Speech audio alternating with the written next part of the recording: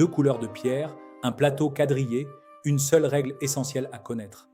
Et pourtant, ce jeu est si complexe qu'il a longtemps résisté à l'intelligence artificielle, bien après que les meilleurs champions d'échecs ont été battus par une machine.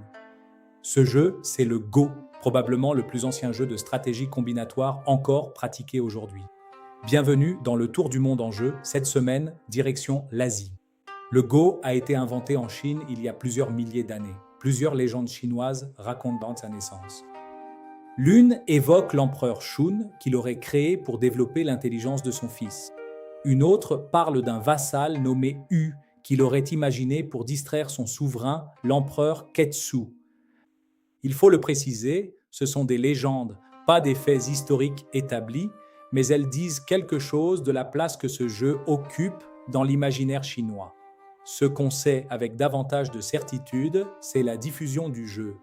Le Weiqi, son nom chinois, s'est répandu vers la Corée au 5e siècle. Puis vers le Japon, où, selon la tradition, il aurait été introduit dès l'année 735. Le matériel du Go est d'une simplicité déconcertante.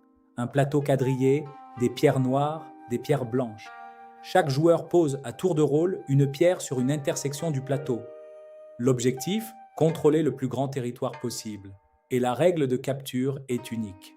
Un groupe de pierres est capturé lorsqu'il se retrouve complètement encerclé par les pierres adverses, sans plus aucune liberté de mouvement.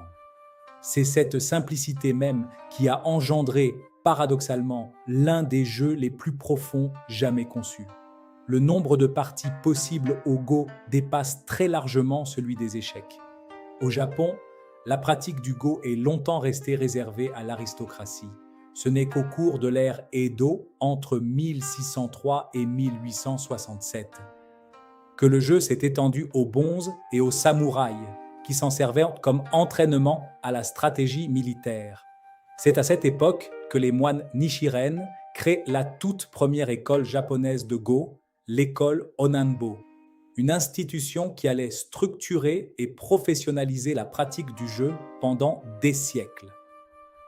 Aujourd'hui encore, le Go reste profondément ancré dans la culture est-asiatique tout en s'étant largement exporté à travers le monde.